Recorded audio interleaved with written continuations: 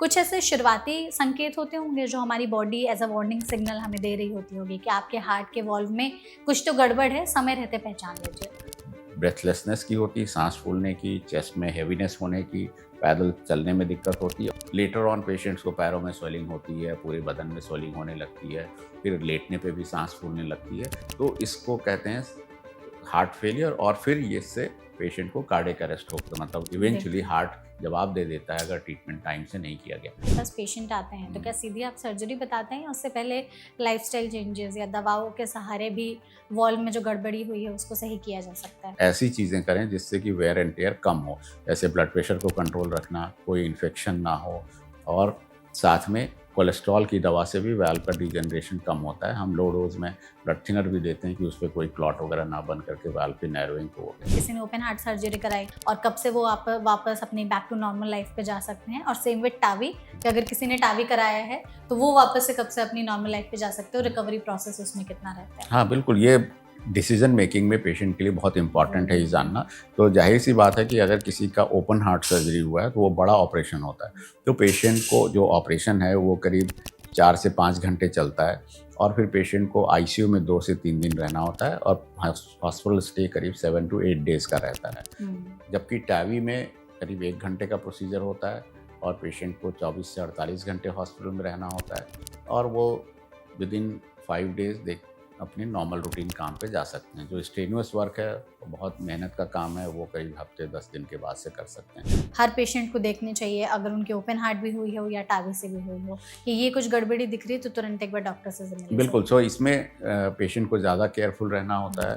तो हमें पेशेंट को ये बता के रखना है कि कहीं भी कोई भी इन्फेक्शन होता है, ख़ास करके यूरिनरी ट्रैक्ट इन्फेक्शन या ये सब चीज़ें, तो वो ब्लड के कॉन्टैक्ट में आकर के वाल्व को भी इन्फेक्ट कर सकते हैं। तो उनका टाइमली ट्रीटमेंट लेना चाहिए, फुल ट्रीटमेंट लेना चाहिए। लेकिन हार्ट जो वॉल्व है उससे रिलेटेड कौन कौन सी बीमारियां जो हैं वो हो सकती हैं? एक तो दिखता है कि वाल्व सिकुड़ गया हो, जिसको स्टेनोसिस कहते हैं, और दूसरी जो प्रॉब्लम होती है कि वाल्व अगर डीजेनरेट कर रहा है, अगर उसमें कोई प्रॉब्लम आ रही है तो वो लीकेज भी हो सकती है। और तीसरी चीज़ होती है जिसको कि इन्फेक्टिव एंडोकार्डाइटिस कहते हैं, तो फिर उसमें जान पे खतरा ज़्यादा होता है, मतलब ऑलमोस्ट 95% से ज़्यादा मोर्टेलिटी हो सकती है।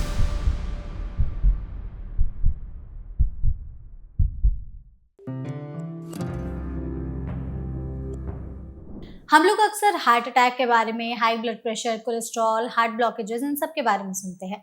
लेकिन हार्ट से रिलेटेड एक ऐसी प्रॉब्लम भी है जिसके बारे में जानना बेहद ज़रूरी है। वो है हार्ट वॉल्व की प्रॉब्लम।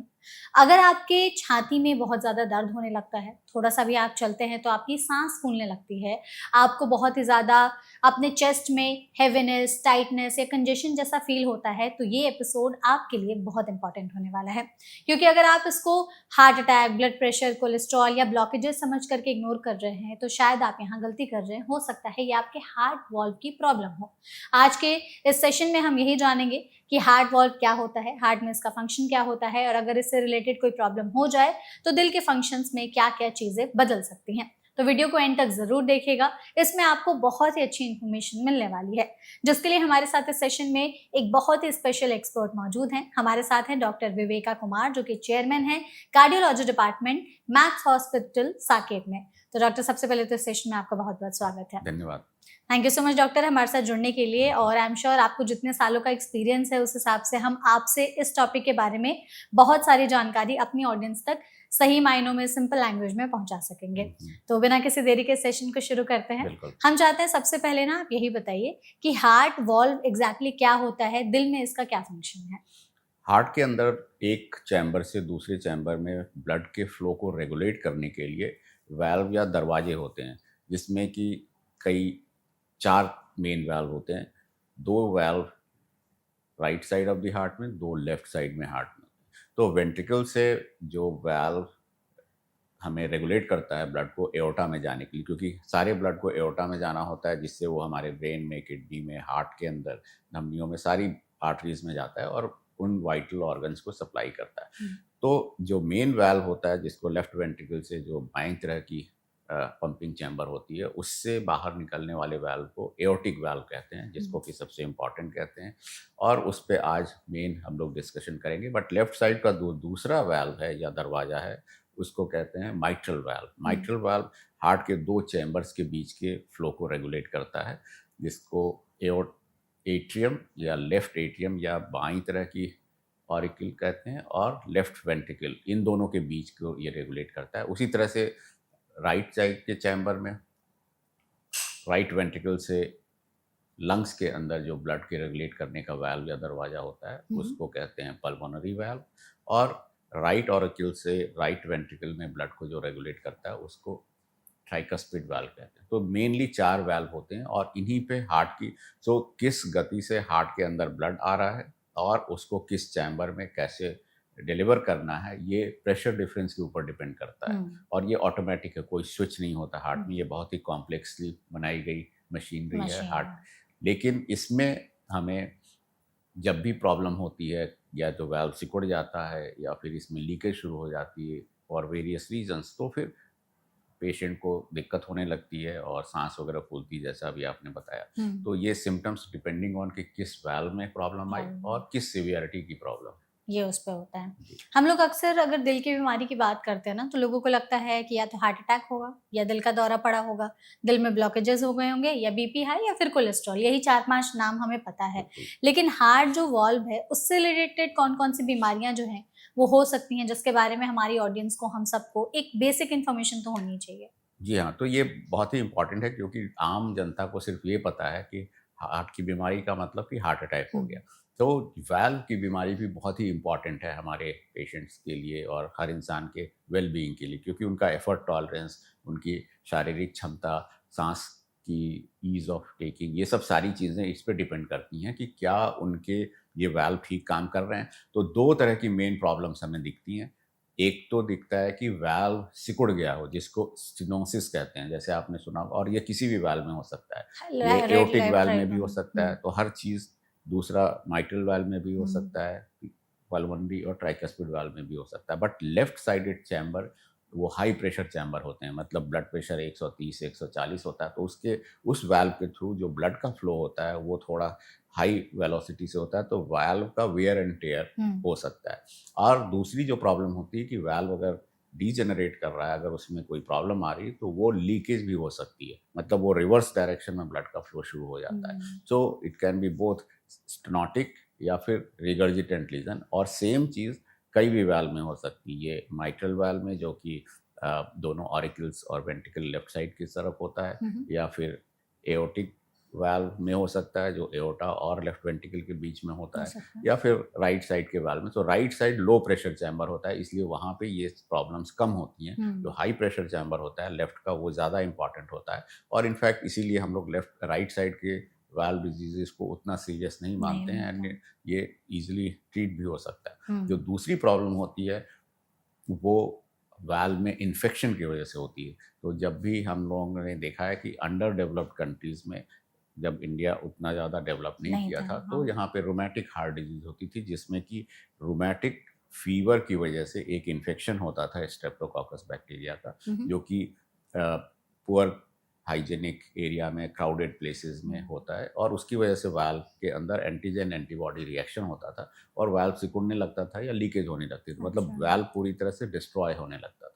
और तीसरी चीज़ होती है जिसको कि इन्फेक्टिव एंडोकार्डाइटिस कहते हैं, मतलब कि अगर इन्फेक्शन ही बहुत तेज़ी से फैला और वाल्व को डिस्ट्रॉय करता है, और one of the most lethal चीज़, मतलब कि इन्फेक्टिव एंडोकार्डाइटिस अगर टाइमली नहीं ट्रीट किया गया एंटीबायोटिक्स वगैरह से, तो फिर उसमें जान पे खतरा ज़्यादा होता है, मतलब ऑलमोस्ट 95% से ज़्यादा मोर्टेलिटी हो सकती है। उसी टाइम डेथ हो सकती है विद इन अ मंथ और सो। ओके, तो ये प्रॉब्लम मतलब बहुत सीरियस है।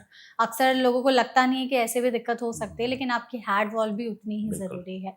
आपने जो हमें इतने सारे प्रॉब्लम्स बताए कि कई बार हार्ट का वॉल्व सिकुड़ने लगता है, उसमें इन्फेक्शन हो जाता है, जिसकी वजह से कई बार इंसान बच भी नहीं पाता है। कुछ ऐसे शुरुआती संकेत होते होंगे जो हमारी body as a warning signal हमें दे रही होती होगी कि आपके हार्ट के वॉल्व में कुछ तो गड़बड़ है, समय रहते पहचान लीजिए। बिल्कुल। सो इनको हम लोग, जबकि एक तो पेशेंट को सिम्टम होता है, तो पेशेंट को अगर सिम्टम होता है तो एफर्ट इंटॉलरेंस, मतलब जो काम वो पहले एक कुछ समय पहले बिल्कुल नॉर्मल कर सकता था, जैसे 4 मंजिल तक चढ़ सकता था या 2 फ्लाइट ऑफ स्टेयर चढ़ सकता था, और सडनली विदिन 2-3 वीक्स उसकी प्रॉब्लम शुरू हो गई कि वो उतना पैदल नहीं चल पा रहा है, चलने पे सांस फूल रही है, उसको बीच-बीच में रेस्ट लेने की ज़रूरत पड़ती है। तो इसको कहते हैं कि ब्रेथलेसनेस हो रही है, सांस फूल रही है। दूसरा, उसको सीने में भारीपन लगने लगता है क्योंकि हार्ट को ज़्यादा काम करना पड़ता है हुँ, अगेंस्ट वो नैरो अगर वाल्व हो गया तो उस हार्ट को ज़्यादा प्रेशर जनरेट करना होता है उसी सिकुड़े हुए वाल्व के थ्रू ब्लड को निकालने के लिए। तो पेशेंट को लगता है कि हमारे सीने पे कुछ प्रेशर पड़ रहा प्रेशर है पड़ कुछ रहा है। काम करते समय।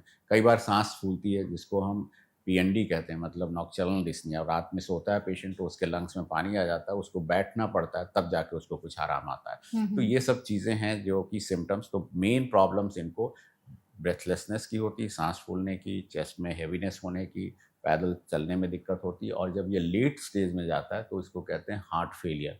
मतलब फाइनल कॉमन पाथवे जो सारी हार्ट की बीमारी की है हुँ, वो हुँ। Heart failure. फिर हार्ट इतना ज़्यादा थक चुका होता है कि वो पंप भी नहीं कर पाता। हुँ, तो फिर लेटर ऑन पेशेंट्स को पैरों में स्वेलिंग होती है, पूरे बदन में स्वेलिंग होने लगती है, फिर लेटने पे भी सांस फूलने लगती है। तो इसको कहते हैं हार्ट फेलियर, और फिर ये इससे पेशेंट को कार्डियक अरेस्ट होता है, मतलब इवेंचुअली बिल्कुल। हार्ट जवाब दे देता है अगर ट्रीटमेंट टाइम से नहीं किया गया। और हुँ, सिमिलरली इन चीज़ों को जब हार्ट के वाल्व में लीकेज या नैरोइंग होती है तो हार्ट उस वेलोसिटी से जब ब्लड जा रहा होता है तो उसमें आवाज़ काफ़ी तेज़ होने लगती है। उस आवाज़ को हम लोग एज अ डॉक्टर अपने स्टेथोस्कोप से सुनते हैं, सुनते हैं, और हाँ। उस आवाज़ को कहा जाता है मरमर। मतलब? मरमर का मतलब होता है कि एक कोई साउंड है हुँ, जो निकलता है, जैसे आप किसी भी जेट से बहुत अपना उसको अगर नैरो कर दिया तो बहुत तेज से आवाज़ अगर निकलती है तो हुँ। व्हिस्लिंग साउंड आती है, उस साउंड को मरमर कहते हैं। और हम लोग क्लिनिकली अगर मान लो कोई पेशेंट आया कहने लगा कि मुझे ये प्रॉब्लम हो रही है, तो तुरंत हम इकोकार्डियोग्राफी ये सब करने की जगह क्लिनिकली उनको ऑस्कल्टेट करके देखते हैं कि क्या हुँ, उनके हार्ट में मरमर आ रहा है। और हर वाल्व के मरमर की क्वालिटी अलग होती है और उससे अच्छा। हम पहचानते हैं कि इस वाल्व की प्रॉब्लम हो रही है। आपने जो सिम्पटम्स बताए ना डॉक्टर, वो ज़्यादातर साँस फूलने से एसोसिएटेड है कि सांस फूलेगी, बिल्कुल। सीटी जैसी आवाज़ आएगी, हुँ, चलने में तकलीफ होगी। जी हाँ।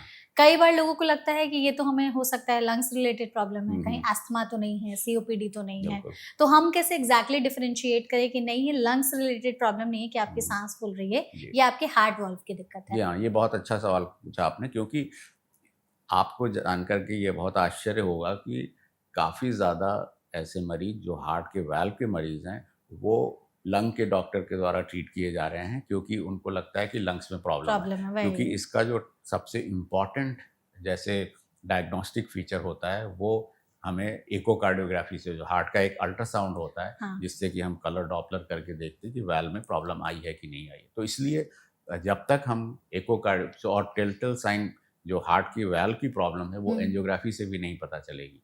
उसके लिए इकोकार्डियोग्राफी करना ज़रूरी है। सो इकोकार्डियोग्राफी जितनी ही ज़्यादा कॉमनली अवेलेबल हो रही है, उतना ही ज़्यादा हम लोग देख रहे हैं कि कई सालों से जो लंग्स की प्रॉब्लम के लिए ट्रीटमेंट ले रहे थे, वो तो एक्चुअली लंग की नहीं थी, हार्ट की थी। हार्ट वाल्व के प्रॉब्लम थी, बिल्कुल। बिल्कुल। इसमें ही जैसे आजकल लोगों को पता है कि एनुअल हेल्थ चेकअप हुँ, कराने हुँ। होते हैं, दिल के लिए ये टेस्ट या हुँ। अवेलेबल है। हमें अगर इस तरीके के लक्षण दिखाई दे रहे हैं, कितने दिनों तक दिखाई दे तब हमें जाकर के अपना एक बेसिक इको करा लेना चाहिए? सो इसमें ये देखा गया कि ये जो हार्ट की बीमारी है, वाल्व्स की बीमारी है, ये अगर इन्फेक्शन नहीं हुआ है तो एज जैसे बढ़ती है उसमें होता है। तो एनुअल हेल्थ चेकअप में एक ये इंक्लूडेड पार्ट है, जो echocardiography hmm, is important part है उस चेकअप का। लेकिन अगर किसी को 3 से 4 दिन से ज़्यादा साँस फूल रही है, जिसमें बगैर साथ में कोई फ़ीवर, खाँसी ये सब हुँ, चीज़ें नहीं है, मतलब इन्फेक्शन का पार्ट रूल आउट कर दिया, लंग्स की प्रॉब्लम को रूल आउट कर दिया, तो फिर अगर उन चीज़ों से नहीं हो रही है और हर दिन वो बढ़ता जा रहा है, हुँ। तो इस तरह से अगर होता है और साथ में अगर पैरों में स्वेलिंग होने लगती है, लेटने पे साँस फूलती है, तो उन पेशेंट्स को इकोकार्डियोग्राफी ज़रूर करा लेना चाहिए, क्योंकि इकोकार्डियोग्राफी ही सबसे इम्पोर्टेंट और टेस्ट है। ईज़िली अवेलेबल टेस्ट है, हुँ। जिससे कि हम इस बीमारी को क्लियर कर सकते हैं कि लंग्स की है या हार्ट की। और इको में क्या ऐसा फिर पैरामीटर्स देखे हैं कि पता लग जाती है कि नहीं ये हार्ट की ही बीमारी है? आप लोग कैसे देखते हैं? तो इकोकार्डियोग्राफी में बिल्कुल वाल्व्स बिल्कुल क्लियरली दिखते हैं, और जब से उसमें डॉपलर टेस्ट और कलर डॉपलर की सुविधा अवेलेबल हो गई है, तो उसमें वाल्व में अगर वाल्व सिकुड़ा है तो वो बिल्कुल सिकुड़ जाएगा। तो इसको हम लोग मेजरमेंट करते हैं वाल्व एरिया। हुँ, सो वाल्व एरिया अगर नॉर्मली माइट्रल वाल्व का 4 to 6 सेंटीमीटर स्क्वायर है, तो वो अगर 1 सेंटीमीटर स्क्वायर से कम हो गया तो उसको कहते हैं सीवियर नैरोइंग, ठीक एंड है। उसमें पेशेंट को इमीडिएट कुछ ना कुछ ट्रीटमेंट जल्दी से जल्दी कराना पड़ेगा। हम्म। उसी तरह से एओर्टिक वाल्व एरिया अगर वो 2 से 3 सेंटीमीटर स्क्वायर है, अगर वो 1 सेंटीमीटर स्क्वायर से कम हो गया तो उसको सीवियर एओर्टिक स्टेनोसिस कहते हैं, या फिर उसके क्रॉस प्रेशर ग्रेडियंट, जो मीन प्रेशर का ग्रेडियंट होता है, क्योंकि जो बाएं साइड का वेंट्रिकल है उसको ज़्यादा प्रेशर लगाना पड़ता है, तो अगर वो 40 मिलीमीटर से ज़्यादा का हो रहा है तो इसका मतलब है कि सीवियर नैरोइंग हो गई है और उसका ट्रीटमेंट की ज़रूरत है। एंड सिमिलरली लीकेज की भी चीज़ कलर डॉपलर में दिख जाती है। तो मतलब ये एक बेसिक और सिंपल सा टेस्ट है, बिल्कुल जो अगर आप जाके कराते हैं तो आपके हार्ट वॉल्व में दिक्कत है कि नहीं, पता लग जाता है। बिल्कुल बिल्कुल। कौन से लोग हैं जो ज़्यादातर रिस्क पर हैं कि इन लोगों में हार्ट वॉल्व की प्रॉब्लम्स होने का खतरा ज़्यादा है? कोई जेंडर रिलेटेड है कि मेल या फीमेल है, या एज रिलेटेड है कि यंग में कम होगा, ओल्ड एज में ज़्यादा होगा, या फैमिली हिस्ट्री? तो हमें एक बार वो लिस्ट बताइए कि किन लोगों में रिस्क है कि इनके हार्ट वॉल्व में दिक्कत हो सकती तो है। इसमें मेनली ये जो, जैसे मैंने कहा कि सबसे इम्पॉर्टेंट और जो कॉमन चीज़ होती है वो वेयर एंड टेयर की होती है। तो लॉन्गर ड्यूरेशन हार्ट के वाल्व को काम करना पड़ रहा है, ज़्यादा चांसेस उनमें होता है। तो ऑब्वियसली अगर हम 70 प्लस एज ग्रुप में देखें तो उसमें हार्ट की वाल्व की डिजेनरेशन ज़्यादा होता है, और इसमें ये देखा गया है कि वाल्व की नैरोइंग, एओर्टिक स्टेनोसिस, ऑलमोस्ट 1/4 लोगों में हार्ट वाल्व की नैरोइंग की प्रॉब्लम होती है, जो लोग 75-80 ईयर्स से ऊपर जाते हैं। और इनमें से 1/4 अपना ट्रीटमेंट नहीं करवा पाते थे अभी तक, क्योंकि ओपन हार्ट सर्जरी काफ़ी रिस्की होता है जैसे जैसे एज बढ़ती है, और इसीलिए उसको ट्रीट करने के लिए नई तकनीकें आई, जिसको कि परक्यूटेनियस वाल्व ट्रीटमेंट कहते हैं, टावी ट्रीटमेंट। और दूसरे वाल्व्स में भी इसी तरह से एज रिलेटेड प्रॉब्लम होती है, लेकिन ये देखा गया कि अगर किसी को इन्फेक्शन है तो यंगर एज में अगर इन्फेक्शन हो गया तो वाल्व की प्रॉब्लम, लेकिन ये दोनों अलग अलग तरह की बीमारियां हैं। तो ठीक है। इन्फेक्शन और एक वाल्व की प्रॉब्लम होती है जो बाई बर्थ होती है, मतलब कि बाई बर्थ वाल्व का स्ट्रक्चर ऐसा है कि वो जल्दी डिजेनरेट करता है। तो अमूमन एओर्टिक वाल्व में 3 कस्प्स होते हैं, मतलब उसके 3 दरवाजे होते हैं, झिल्लियाँ, जो कि एक दूसरे को कंट्रोल करती हैं। लेकिन बाई बर्थ कुछ लोगों में ऐसा होता है कि 2 झिल्लियाँ फ्यूज़ कर जाती हैं, तो उसमें 2 ही कस्प होते हैं। तो ज़ाहिर-सी बात है कि वो सिर्फ़ 2 कस्प होने पे उसमें स्ट्रेस ज़्यादा पड़ता है, कार्डियक आउटपुट ज़्यादा होने से, और वो कम एज में डिजेनरेट करता है। जैसे मैंने कहा कि नॉर्मली अगर ट्राइकस्पिड एओर्टिक वाल्व है तो उसमें करीब 70-75 की एज में जाकर के वाल्व नैरो हो, सीवियरली नैरोड हो जाता है। बट अगर बाइकस्पिड वाल्व है तो इवन 30-40 साल की एज में भी वो वाल्व सिकुड़ जाता है, और फिर उसको ट्रीटमेंट की ज़रूरत पड़ती है। पड़ती है। आपने डॉक्टर शुरू में कहा था कि लेफ्ट और राइट वॉल्व में दिक्कत जो है वो होती है, जिसमें से लेफ्ट वाला थोड़ा सा ज़्यादा डेंजरस होता है। बिल्कुल। अगर सिम्पटम्स हमें समझने हो तो क्या लेफ्ट में अलग आएँगे, राइट में अलग आएँगे, या दोनों में मोर और लेस सेम तो रहता है? इसीलिए दोनों के सिम्पटम्स बिल्कुल डिफरेंट होते हैं, और इसीलिए हार्ट फेलियर को हम लोग क्लासिफाई करते हैं लेफ्ट साइडेड हार्ट फेलियर और right right sided side heart heart failure. Failure. तो लेफ्ट साइडेड में सांस फूलने की प्रॉब्लम ज़्यादा होती है, और राइट साइडेड वाले में स्वेलिंग की प्रॉब्लम ज़्यादा होती ज़्यादा है। होती है, तो ओके। इसलिए हम लोग जब सिर्फ स्वेलिंग देखते हैं कि ज़्यादा है और सांस उतनी नहीं फूल रही है, तो तो right right sided heart side. Failure है, हुँ। मतलब राइट साइड का वाल्व प्रॉब्लम कर रहा होगा। और उसी तरह से अगर हम ज़्यादा सांस फूलने की प्रॉब्लम होती है, एफर्ट इंटॉलरेंस होती है, पेशेंट नॉर्मल काम नहीं कर सकता, और उसको चेस्ट में हैवीनेस लगती है, तो वो प्रीडोमिनेंटली लेफ्ट साइडेड की। तो क्लिनिकली हम ऐसे डायग्नोस करते हैं, but hmm, obviously further investigation की ज़रूरत होती है पड़ती तो है। उसको कंफर्म करने के लिए, क्योंकि एंड स्टेज में लेफ्ट साइड का हार्ट फेलियर भी राइट साइड के फेलियर को कंट्रीब्यूट करता है। हुँ। तो इसलिए अनट्रीटेड लेफ्ट साइडेड इवेंचुअली वो दोनों वेंट्रिकल को हार्ट फेलियर करेगा, और उसमें सिम्टम्स दोनों के होने लगेंगे। ऐसा हो सकता है कि एक बार में दोनों ही वॉल्व में दिक्कत हो जाए? हाँ, ऐसा भी देखा गया है कि अगर उसमें इन्फेक्शन हो है, जैसे हाँ, रूमेटिक हार्ट डिजीज़ है या एंडोकार्डाइटिस है, तो ये देखा गया है कि एक से ज़्यादा वाल्व एक साथ डिजेनरेट हो करके उसमें सकती है। इन्फेक्शन की वजह से। तो इसीलिए मल्टी वाल्वुलर डिजीज़ हमारे इस तरह के लोगों में जिनमें कि रूमेटिक फीवर की वजह से हुआ है, तो वो ज़्यादा कॉमन होता है।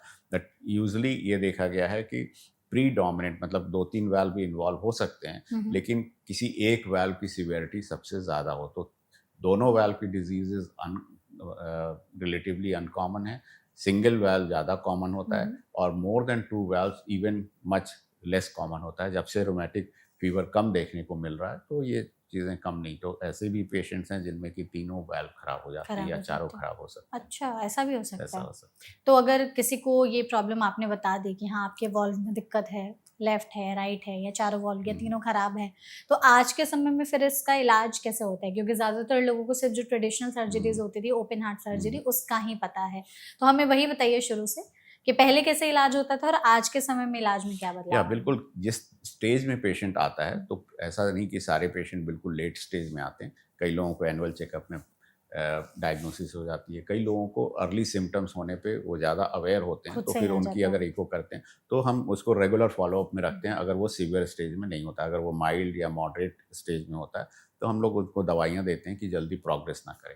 लेकिन अगर वो सीवियर स्टेज में हो पहुँच गया, तो फिर उसके 2 तरह के ट्रीटमेंट होते हैं।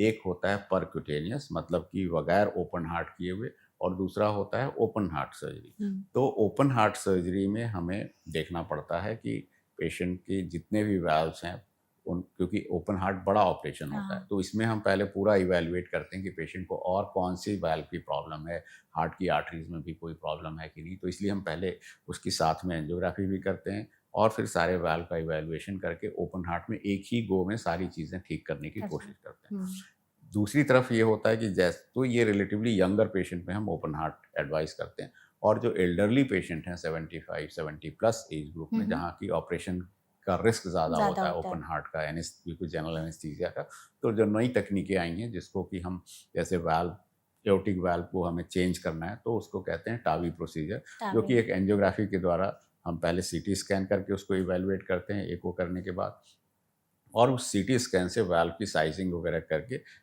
बाएँ या दाएँ पैर की फेमोरल आर्टरी के द्वारा जा कर के लोकल एनेस्थीसिया में जैसे स्टेंट डालने की प्रक्रिया होती है, उसी तरह से ये प्रोसीजर करते हैं, जो हुँ, अमूमन 1 घंटे में कर हो लेते जाता है, हैं। और पेशेंट को 24 घंटे के बाद डिस्चार्ज भी कर सकते हैं। ठीक है। माइट्रल वाल्व वगैरह में अगर लीकेज होती है, तो पहले ओपन हार्ट करते थे, बट अब हम माइट्रा क्लिप, या ट्राइकस्पिड वाल्व में प्रॉब्लम है तो ट्राई क्लिप करके उसमें क्लिपिंग कर देते हैं कि लीकेज ठीक हो जाए। हुँ, अगर उसमें नैरोइंग है, तो बलून वेल्वोटमी कहते हैं, मतलब सिर्फ, तो ये देखा गया कि जो बड़े वाल्व साइज के होते हैं उनमें बलून करने के बाद वो काफ़ी समय तक ठीक रहते हैं, तो इसलिए उसमें बलून वेल्वोटमी करके छोड़ सकते हैं। हाँ, माइट्रल वेल्वोटमी या ट्राइकस्पिड या फिर पल्मोनरी वेल्वोटमी, ये डिफरेंट वाल्व्स के। हुँ, बट एओर्टिक पोजीशन में ये देखा गया है कि सिर्फ वाल्व की को बलून करके छोड़ने पे दोबारा recurrence with in 6 months almost 60% लोगों का रेकरेंस हो जाता है, इसलिए उसमें हमें वाल्व नया डालना पड़ता है, बिल्कुल। जिसको टावी प्रोसीजर कहते हैं। इसमें अगर जैसे हमें शुरुआत से समझना हो कि जब आपके पास पेशेंट आते हैं, तो क्या हम्म। सीधे आप सर्जरी बताते हैं या उससे पहले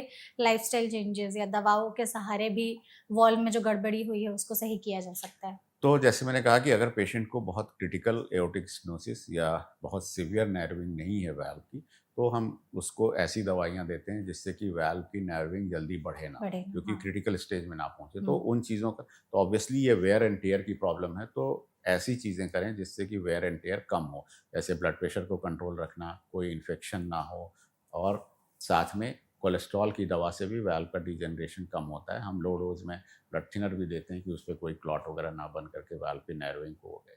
लेकिन अगर पेशेंट उस स्टेज से आगे निकल चुका है, जिसको कि हम सिम्प्टोमेटिक सीवियर एओर्टिक स्टेनोसिस कहते हैं, तो फिर उसमें हम उनको बताते हैं कि भई आपकी सर्जरी, उसमें 2 तरह के वाल्व लगते हैं। एक होता है मेटालिक वाल्व, जिसकी की लॉन्जेविटी ज़्यादा होती है, हुँ, हुँ। 40-50 साल चल सकता है। बट उसमें डाउनसाइड है कि पेशेंट को हमेशा स्ट्रॉन्ग ब्लड थिनर खाना पड़ेगा। तो अच्छा, ब्लड थिनर से ब्लीडिंग का रिस्क रहता है।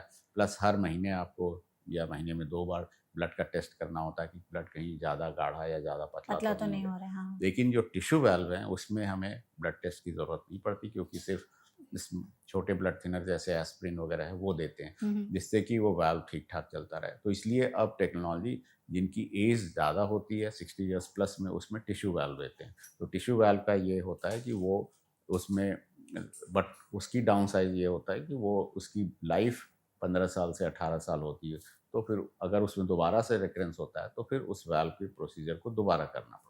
ओके, मतलब अगर जैसे किसी ने सर्जरी करा ली, हुँ, हुँ। हम पहले उसको थोड़ा-सा और हम हुँ, हुँ। आपसे जानने की हुँ, कोशिश हुँ। करेंगे। एक तो ओपन हार्ट सर्जरी हो या गई, उसके अलावा आपने जो कहा ये टावी या टावर जिसे या। बोलते हैं हम, ये दोनों हुँ। सर्जरी, ये आप कैसे कन्फर्म करते हैं कि किस पेशेंट में हम ओपन हार्ट करेंगे, किस में टावी या टावर करेंगे? और क्या पेशेंट भी खुद से चूज़ कर सकते हैं या हुँ, हुँ। डॉक्टर ही बताते हैं? तो इसमें कुछ पेशेंट होते हैं जिसमें कि हम कहते हैं हाई सर्जिकल रिस्क, या अच्छा। एल्डरली एज ग्रुप जिसमें हाँ। ओपन हार्ट सर्जरी का रिस्क ज़्यादा रहता है, इनकी उम्र ज़्यादा होती है, साथ में और भी कई प्रॉब्लम होती हैं जिसको कोमॉर्बिड कंडीशंस कहते हैं। तो जैसे बहुत डायबिटीज़ है, किडनी की डिजीज़ है, लंग्स की प्रॉब्लम है, जैसे हुँ। कोविड के बाद कई पेशेंट ऐसे हैं कि यंगर एज ग्रुप में भी वो जनरल एनेस्थीसिया नहीं टॉलरेट कर सकते। हाँ। तो ऐसे पेशेंट्स में हम कहते हैं कि अगर आपको जनरल एनेस्थीसिया या बड़े ऑपरेशन में दिक्कत होगी तो हम उनको एडवाइस करते हैं कि आप टावी प्रोसीजर करें जिसमें कि हमें जनरल एनेस्थीसिया देने की ज़रूरत ना पड़े।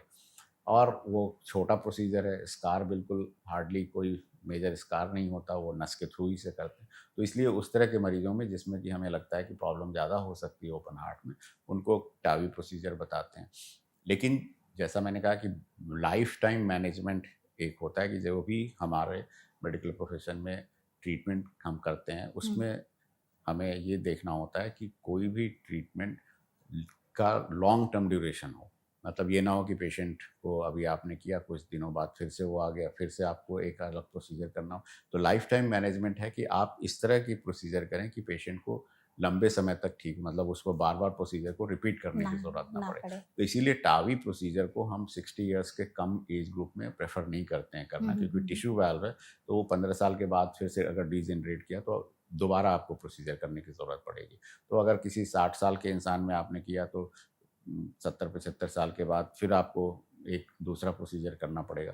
तो जो ओल्डर पेशेंट होते हैं उसमें जैसे आपने 75 की एज पे किया तो that will be like a life time procedure. हाँ। तो इस चीज़ को ध्यान में रखते हैं, प्लस ब्लीडिंग रिस्क को देखते हैं। अगर पेशेंट को हमने मेटालिक वाल्व ओपन हार्ट के थ्रू लगवाया, तो अगर ब्लड थिनर ज़्यादा लेने से उसकी ब्लीडिंग होती है, तो फिर और भी प्रॉब्लम है। हो तो सकते इसलिए हैं। हम इस तरह के पेशेंट्स को कहते हैं कि बेटर है कि आप टिश्यू वाल्व लगवाएँ, हुँ, हुँ। जिससे कि कम से कम 10-15 साल, 20 साल तो आपका ठीक निकलेगा। फिर हुँ। अगर प्रॉब्लम होगी, तो फिर हम उसके अंदर टावी प्रोसीजर के द्वारा वाल्व इन वाल्व प्रोसीजर कर कर सकते हैं। सकते हैं। अगर जो ऑडियंस है हमारी, हुँ, उनको थोड़ा-सा ये जानना हो, उनको डॉक्टर ने बोल दिया हुँ, आप ओपन हार्ट सर्जरी हुँ, कराइए, दूसरे वाले को या टावी हुँ। कराइए। तो ओपन हार्ट सर्जरी के कोई रिस्क या बेनिफिट्स हैं या साइड इफेक्ट्स कुछ ऐसा है और टावी के कुछ रिस्क, साइड इफेक्ट्स या बेनिफिट्स हैं? हाँ, ये बहुत अच्छा प्रश्न पूछा आपने, हुँ, क्योंकि कुछ एरियाज़ हैं जहाँ पे बिल्कुल ही कोई कन्फ्यूज़न नहीं है कि नहीं अगर है। पेशेंट रिलेटिवली यंग है, उसमें ब्लड थिनर से कोई रिस्क नहीं है, तो अगर यंगर पेशेंट में है तो ज़ाहिर-सी बात है कि हमें कोई ऐसा वाल्व चाहिए जिसकी कि लाइफ़ ज़्यादा हो। ज़्यादा जैसे बिल्कुल। 40-50 साल चले, हुँ। उसको मेटालिक वाल्व कहते हैं। तो उस पेशेंट को हम कहते हैं कि आप मेटालिक वाल्व में, जैसे कि रूमेटिक हार्ट डिज़ीज़ के पेशेंट हैं, यंगर हैं, 40-50 साल की एज है या 30 साल की एज है, तो उसमें हम मेटालिक प्रेफ़र करते हैं। हुँ। एंड देन अगर कोई पेशेंट एल्डरली है, 70-75 प्लस है, उसमें भी कोई कन्फ्यूज़न नहीं है, हम कहते हैं आप सीधे टावी करा लें। टावी करा लेकिन लीजिए। जो पेशेंट 60 टू 70 की एज में है, उसमें हम हार्ट टीम कॉन्सेप्ट रखते हैं। अच्छा। हार्ट टीम का मतलब है कि पूरी जो कार्डियक सर्जन उस टीम में होता है, कार्डियोलॉजिस्ट होता है जो टावी करता है, हाँ, हाँ। कार्डियक एनेस्थेटिस्ट होते हैं, और पेशेंट और उसकी फैमिली होती है। सब एक साथ मिल के डिसाइड करते हैं कि पेशेंट को ये समझना ज़रूरी है कि हाँ। वो क्या चाहता है। अब कई पेशेंट ऐसे हैं जिसमें वो कहते हैं कि नहीं, हमारा लाइफ का जो मोस्ट प्रोडक्टिव पार्ट है अभी है, तो इसलिए हम ओपन हार्ट नहीं चाहते हैं। तो हुँ। उनको हम समझाते हैं कि भई अगर आप इस कम एज में, 60 की एज में या 62 की एज में या 65 की एज में टावी कराते हैं, तो यू शुड बी रेडी कि एक प्रोसीजर और आपकी लाइफ टाइम में हो होना सकता है चाहिए। अगर आप 80 ईयर्स से ज़्यादा ज़िंदा रहते हैं तो। हुँ। तो इसमें पेशेंट का, इसको कहते हैं इन्फॉर्म्ड कंसेंट, तो पेशेंट का भी बाई इन रहता है कि कई पेशेंट ऐसे होते हैं जिसमें हम कह सकते हैं कि आप, तो we are very right in saying कि आप अपना ओपन हार्ट कराइए या कराइए, टावी हाँ। कराइए, बट पेशेंट चूज़ करता है कि नहीं, हम टावी ही कराएँगे या हम ओपन हार्ट ओपन ही हार्ट ही कराएँगे। तो कराएँगे। पेशेंट का भी चॉइस होता है। कई बार अब अभी इसके एग्ज़ाम्पल के तौर पे बताएँगे कि कई कंट्रीज़ में इंक्लूडिंग इंडिया गाइडलाइंस आ गई हैं कि हुँ, हमें हुँ। किस ग्रुप के पेशेंट को टावी ऑफ़र करना चाहिए। अच्छा, ओके। लेकिन ये कोई लीगल गाइड वो नहीं है बाइंडिंग। तो कई पेशेंट होते हैं कि भई नहीं, हमें, हमारी एज 58 ईयर्स की है लेकिन फिर भी मैं टावी ही कराऊँगा, हाँ, तो क्योंकि वो बाद उनके की पे बाद में ऊपर ही देखी है। जाएगी। हाँ। तो इसलिए पेशेंट का भी इसमें डिसीज़न काफ़ी रोल ज़रूरी ज़रूरी मायने है। रखता है। इसमें डॉक्टर ये भी बताइए कि दोनों के रिकवरी टाइम का पूरा जो प्रोसेस है वो कैसे होता है? अगर किसी ने ओपन हार्ट सर्जरी कराई तो कितने दिन का एडमिशन होता है, प्रोसेस हुँ, कैसे हुँ। होता है, फिर उनका रिकवरी टाइम और कब से वो आप वापस अपनी बैक टू नॉर्मल लाइफ पे जा सकते हैं? और सेम विथ टावी कि अगर किसी ने टावी कराया है तो वो वापस से कब से अपनी नॉर्मल लाइफ पे जा सकते हो, रिकवरी प्रोसेस उसमें कितना रहता है? हाँ, बिल्कुल, ये डिसीजन मेकिंग में पेशेंट के लिए बहुत इंपॉर्टेंट है जरूरी ये है, जानना। हाँ। तो जाहिर सी बात है कि अगर किसी का ओपन हार्ट सर्जरी हुआ है तो वो बड़ा ऑपरेशन होता है। तो पेशेंट को जो ऑपरेशन है वो करीब 4 से 5 घंटे चलता है, और फिर पेशेंट को आईसीयू में 2 से 3 दिन रहना होता है, और हॉस्पिटल स्टे करीब 7 to 8 डेज का रहता है। तो इसको ऑब्वियसली ये बड़ा प्रोसीजर है, तो रिकवरी में भी ज़्यादा टाइम टाइम लगेगा, लगता है। हाँ। तो पेशेंट को कम से कम 2 हफ्ते और लगते हैं रिकवर होने में, और फिट फॉर अपनी लाइफ जॉब को दोबारा ज्वाइन करने में ऑलमोस्ट 1 मंथ का पूरा पीरियड रखता है।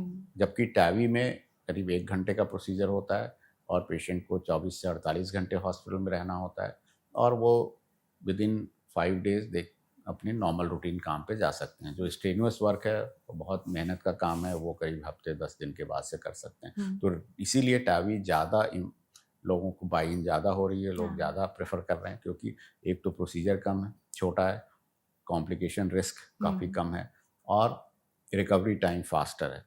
इसमें सिर्फ एक जो डाउनसाइड है वो टिश्यू वाल्व है। तो टिश्यू वाल्व की वजह से उसमें रेकरेंस या रीस्टेनोसिस के चांसेस ज़्यादा होते ज्यादा हैं, होता है। और जिस दिन इस टिश्यू ऐसा टिश्यू आ गया जो लॉन्जिविटी बढ़ा सकता है, जो कि जिस टिश्यू को वाल्व को डिजेनरेशन या दोबारा फेलियर होने के चांसेस कम हो, तो तब तो फिर आई थिंक सारे पेशेंट टावी चूज करना शुरू करेंगे। इसमें ना लोगों के मन में एक डाउट ये भी रहता है कि हम्म, जो ओपन हार्ट सर्जरी है वो ट्रेडिशनल सर्जरी है, हम्म, बहुत लंबे समय से चली आ रही है। हम्म, तो हमने देखा है कि क्या होता है उसके रिस्क, कैसे बेनिफिट्स है, हमें एटलीस्ट पता है। या, जो टावी है हम्म, उसको ज्यादा टाइम तो हुआ नहीं है, हम्म, तो लोग हमेशा ज्यादातर वही है कि हम तो जो चला आ रहा है उसी को ही चूज करेंगे।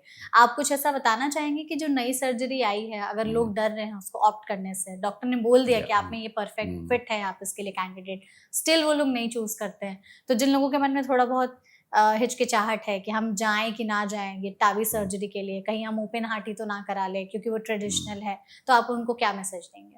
या बिल्कुल, हर चीज़ जैसे कहते हैं कि अगर एक पार्टिकुलर प्रोसीजर किसी एक पर्टिकुलर बीमारी के लिए बना है, तो उसमें हमें इंडिविजुअलाइज करना पड़ता है कि इस पेशेंट के लिए, इस एनाटॉमी के लिए ये पर्टिकुलर प्रोसीजर बेटर है। तो इसीलिए इसमें जो टावी प्रोसीजर है वो भी बिल्कुल बहुत नया नहीं है। अपनी कंट्री में आया तो थोड़ा लेट आया, बट ऑलमोस्ट 2 डिकेड्स, मतलब करीब 20 20 साल, साल। Which is in medical science is a long time. जिस रैपिड पेस से एडवांसमेंट्स हो रहे हैं मेडिकल फील्ड में, उस तो ये वेल एस्टैब्लिश्ड प्रोसीजर है, तो इसमें कोई हिचकिचाहट नहीं होनी चाहिए। बट जैसे कहते हैं कि अगर हमारे हाथ में एक हथौड़ा है तो सारी दुनिया एक नेल की तरह नहीं दिखनी चाहिए कि जो भी हाँ, आए उसी को हम कहें कि आप टावी करो। राइट। तो हमें ये चूज़ करना होता है कि पेशेंट के बेस्ट इंटरेस्ट में क्या है। तो यंगर पेशेंट, लो सर्जिकल रिस्क, मतलब इसमें ओपन हार्ट सर्जरी में कोई रिस्क नहीं है, उस तरह के पेशेंट को हम कहते हैं कि आप ओपन हार्ट करा लें। करा लीजिए। क्योंकि अगर उनके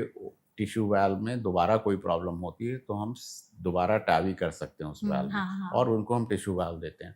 तो इसलिए इस तरह के पेशेंट में हम चूज़ करते हैं। तो ऐसा कोई रेस्ट्रिक्शन नहीं है, दोनों प्रोसीजर्स अब वेल इस्टेब्लिश्ड हैं। इनफैक्ट ओपन हार्ट सर्जरी में भी एक नई टेक्निक आई है जिसको हम कहते हैं मिनिमली इन्वेजिव सर्जरी या रोबोटिकली। तो हम की होल से एक छोटे छेद से, हालांकि वो छेद टावी के छेद से बड़ा होता है, लेकिन उसके थ्रू भी हम वाल्व बदल सकते हैं, और उसको मिनिमली इन्वेजिव कहते हैं। तो कई पेशेंट जिनमें कि सर बॉर्डर लाइन केस है कि टावी पे भी जा सकता है, ओपन हार्ट पे भी जा सकता है, तो हम उनको इस तरह की चॉइस भी दे सकते हैं। लेकिन अगर आप ये देखें कि टावी प्रोसीजर को कोई अभी नया मान रहा हो या अनस्टैब्लिश्ड प्रोसीजर, तो ऐसी चीज़ नहीं है। It is a very well established procedure, और इसमें मोर देन 20 ईयर्स का डेटा है, and it has been proven कि हर ग्रुप में जहाँ पे भी एनाटॉमी सूटेबल है।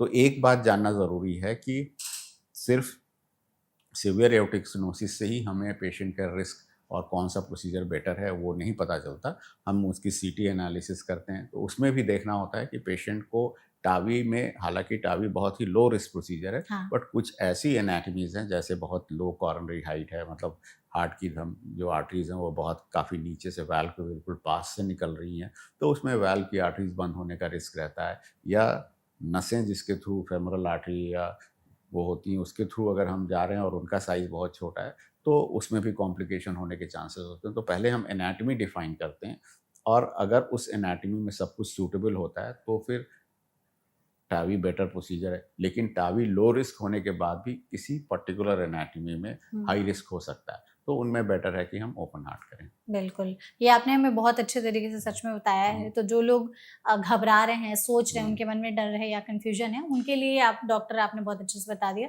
कि ओपन हार्ट सर्जरी कोई ऐसा तो है नहीं कि या टावी के कंपैरिज़न में बिल्कुल। बहुत ही ज़्यादा अच्छी है, नई आई है, एस्टैब्लिश्ड है, तो या उसको भी आप ऑप्ट कर बिल्कुल। सकते हैं।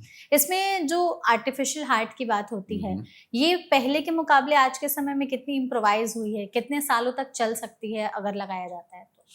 सो ये जो आर्टिफिशियल वाल्व्स हैं, इसमें लॉन्जेविटी के क्राइटेरिया के हिसाब से दो तरह के वाल्व होते हैं। हुँ। एक मेटेलिक वाल्व जिसकी की लॉन्जेविटी हो सकती है 40 से 50 साल, और जो टिश्यू वाल्व में चाहे हम उनको ओपन हार्ट के द्वारा दें या फिर टावी के द्वारा, वो करीब 12 से 15 साल तक चलते हैं। हुँ। और अगर जैसे किसी ने सर्जरी करा ली है, बैक टू अपनी नॉर्मल लाइफ जाने में उनको टोटल कितना समय लग सकता है? और उसके बाद कुछ रिस्ट्रिक्शंस रहते हैं जो आप लाइफ टाइम नहीं कर सकते या कुछ समय के लिए नहीं कर तो सकते? जो मेटेलिक वाल्व होते हैं और ओपन हार्ट सर्जरी करने के बाद उनको करीब 3 से 4 हफ्ते लगते हैं back to normal routine life में जाने में।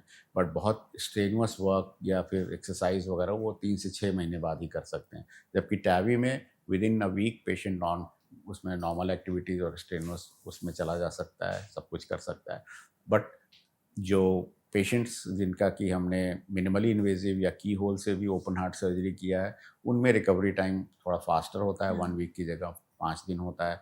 और जो लॉन्जेविटी वाल्व की है वो की थिंग है। तो हुँ। अब हर तरह की जितनी भी रिसर्च और ये हो रही है उसमें ऐसा टिश्यू वाल्व, जैसे यूजुअली जो टिश्यू लिया जाता है वो या तो पिग के पेरिकार्डियम से या हुँ। बफेलो के पेरिकार्डियम से, तो इसको हम पोर्साइन या बोवाइन पेरिकार्डियम कहते हैं। तो उसके प्रोसेसिंग को कई बार चेंज करके देखा जाता है कि किस तरह से इसकी लॉन्जेविटी बढ़ाई जा बढ़ाई जा सकती है। सकती है। और सारा रिसर्च अब उसी की तरफ फोकस्ड है। हुँ, हुँ, कुछ हुँ। नई सिंथेटिक मटेरियल का भी ट्रायल चल रहा है, बट ये अभी प्रूवन नहीं हुआ है कि क्या सिंथेटिक टिश्यू टाइप के वाल्व ज़्यादा लंबे चल सकते हैं कि नहीं। ठीक है। तो जितना भी लॉन्जेविटी वाल्व, तो 2-3 चीज़ें होती हैं कि अगर इंडेक्स इवेंट में पेशेंट को बड़ा वाल्व लगा है तो उसकी एनाटमी अगर बड़े वाल्व को अलाउ कर रही है तो ऑब्वियसली उसमें टाइम उसकी लॉन्जेविटी ज़्यादा होगी। हुँ। बट प्रॉब्लम है कि जो जहाँ पे कि स्पेशली इन इंडिया वगैरह में कि जहाँ बॉडी मास इंडेक्स कम है तो कम। वाल्व का एनुलस साइज कम होता है जिसको कहते हैं स्मॉल एनुलस। तो हुँ। स्मॉलर एनुलस में चैलेंज होता है surgically also and TAVI wise also, क्योंकि हुँ। आपको बड़ा वाल्व नहीं लगा सकते। तो उसमें वाल्व का डीजेनरेशन या फेलियर दोबारा जल्दी होने के चांसेस होते हैं। आफ्टर सर्जरी कुछ ऐसे कॉम्प्लिकेशंस या रेड फ्लैग्स हैं जो हर पेशेंट को देखने चाहिए अगर उनकी ओपन हार्ट भी हुई हो या टावी से भी हुई हो, कि ये कुछ गड़बड़ी दिख रही है तो तुरंत एक बार डॉक्टर से मिले बिल्कुल, ज़रूर? सो इसमें पेशेंट को ज़्यादा केयरफुल रहना हुँ। होता है। पेशेंट को सबसे बड़ा इश्यू तो ये होता है कि क्या वाल्व दोबारा से ख़राब तो नहीं हो रहा हाँ। है। तो पोस्ट कोई भी आर्टिफिशियल इम्प्लांट होता है तो उसमें एक शुरू के और बाद में भी इश्यू रहता है जिसको कहते हैं इन्फेक्शन या इन्फेक्टिव एंडोकार्डाइटिस। हाँ। तो हमें पेशेंट को ये बता के रखना है कि कहीं भी कोई भी इन्फेक्शन होता है, खास करके यूरिनरी ट्रैक्ट इन्फेक्शन या ये सब चीज़ें, तो वो ब्लड के कांटेक्ट में आकर के वाल्व को भी इन्फेक्ट कर कर सकते हैं। सकता है। तो उनका टाइमली ट्रीटमेंट लेना चाहिए, फुल ट्रीटमेंट लेना चाहिए। दूसरी चीज़ है कि वाल्व का परफॉर्मेंस कैसा है। तो जैसा मैंने कहा कि या तो वाल्व जल्दी डिजेनरेट कर रहा है, अगर छोटा वाल्व है, कई बार होता है कि उसके वाल्व की साइड से लीकेज हो रही है जिसको पैरावाल्वुलर लीक कहते हैं, तो उसका भी ट्रीटमेंट करना था। कई लोगों में ये देखा गया है कि वाल्व जब आप चेंज करते हैं या तो टावी के द्वारा या फिर ओपन हार्ट सर्जरी से, तो वो नॉर्मल जहाँ से इलेक्ट्रिकल कंडक्शन जाता है तो उसको डैमेज कर सकता है। हुँ। तो करीब 2 से 3% लोगों में पेसमेकर की ज़रूरत पड़ सकती है। तो इसीलिए इसके बारे में हम सारा जो इम्प्लांटेशन टेक्निक और इन चीज़ों को ध्यान देते हैं। लेकिन फिर भी वर्ल्ड वाइड जो एवरेज डेटा है 2 से 3% में लोगों में पेसमेकर की ज़रूरत पड़ सकती है। और फिर वाल्व के ऊपर डिजनरेशन की वजह से काफ़ी कैल्शियम वगैरह आ जाता है। तो करीब 1 to 2% लोगों में ब्रेन का स्ट्रोक भी हो सकता है। तो इन अच्छा। सारी चीज़ों को हमें ध्यान में रखना है कि कहीं पेशेंट को पेसमेकर की ज़रूरत ना पड़े, बढ़िया, कोई हाँ। ब्रेन स्ट्रोक तो नहीं हो रहा है, और जो वाल्व रिलेटेड कॉम्प्लिकेशन की इन्फेक्शन, वाल्व हुँ। रीजनरेशन या वाल्व के अराउंड से लीकेज तो नहीं शुरू हो रही। और बिल्कुल। इसीलिए ब्लड थिनर दिया जाता है कि उसके ऊपर कोई क्लॉट ना बने, जिसके हाँ। कारण वाल्व के ऊपर क्लॉट बन करके उसकी लाइफ को कम ना कर सके। तो ये सारे हमें जो रेड फ्लैग्स हैं हमेशा ध्यान में देने ध्यान चाहिए, रखने चाहिए। फॉलो भी बहुत ज़रूरी है। बिल्कुल। तो आई एम श्योर डॉक्टर हम लोगों ने जो भी बातचीत की है वो हमारी ऑडियंस को समझने में बहुत आसानी होगी। एंड में हम चाहते हैं कि आप हमारी ऑडियंस के लिए एक final go to home message ज़रूर दें कि अगर किसी को हार्ट वॉल्व में प्रॉब्लम डिटेक्ट हुई है तो उसको डिले करने की जगह वो क्या ऐसे स्टेप्स हैं जो ले करके अपनी क्वालिटी ऑफ लाइफ को भी अच्छा कर सकते हैं और हार्ट में ये दिक्कतें होने से लंबे समय तक बचा भी सकते हैं। बिल्कुल, तो मैं अपने सुनने वालों को सबको ये बताऊँगा कि हार्ट वाल्व की बीमारी एक टोटली ट्रीटेबल बीमारी है और इसको समय रहते अगर इसका इलाज करें तो सडन कार्डियक अरेस्ट से बच सकते हैं, अपनी क्वालिटी ऑफ लाइफ को इम्प्रूव कर सकते हैं और ज़रूरी नहीं कि वाल्व के ट्रीटमेंट के लिए ओपन हार्ट जैसे बड़े ऑपरेशन की ज़रूरत हो। हम इसको टावी के द्वारा भी ठीक कर सकते हैं जिसमें कि आप बैक टू नॉर्मल लाइफ में 72 आवर्स में जा सकते हैं और इसमें अगर वाल्व सीवियरली नैरोड नहीं है तो क्लोज फॉलोअप रखना चाहिए कि हम इसको जितना डिले कर सकें। बट एक बार वाल्व सीवियरली नैरोड हो गया या फिर सिम्टोमेटिक हो रहे हैं पेशेंट्स तो उस समय इसका इलाज करवाएं और इलाज भारत में भी अवेलेबल है, हम लोग रेगुलर बेसिस पे करते हैं। तो इसलिए आप अपने लाइफ के रिस्क को कम कर सकते हैं विथ मिनिमली इन्वेजिव टेक्निक्स। बिल्कुल। Thank you. Thank you so much doctor you. हमारे साथ जुड़ने के Right. लिए और इतनी वैल्यूएबल और प्रैक्टिकल इन्फॉर्मेशन जो है हमारे साथ My साझा pleasure. करने के लिए। आई होप आपने भी सेशन को एंजॉय बिल्कुल, किया। Thank you. Thank you Thanks. And thank you so much audience इस वीडियो को यहाँ तक देखने के लिए। अगर आपके मन में इस टॉपिक से रिलेटेड कोई और भी सवाल हैं तो कमेंट सेक्शन के जरिए आप हमसे पूछ सकते हैं। हम कोशिश करेंगे एक्सपर्ट के जरिए उन सभी सवालों के जवाब देने के। ऐसे और भी हेल्पफुल सेशंस के लिए फॉलो करते रहिए एनबीटी लाइव। Thank you.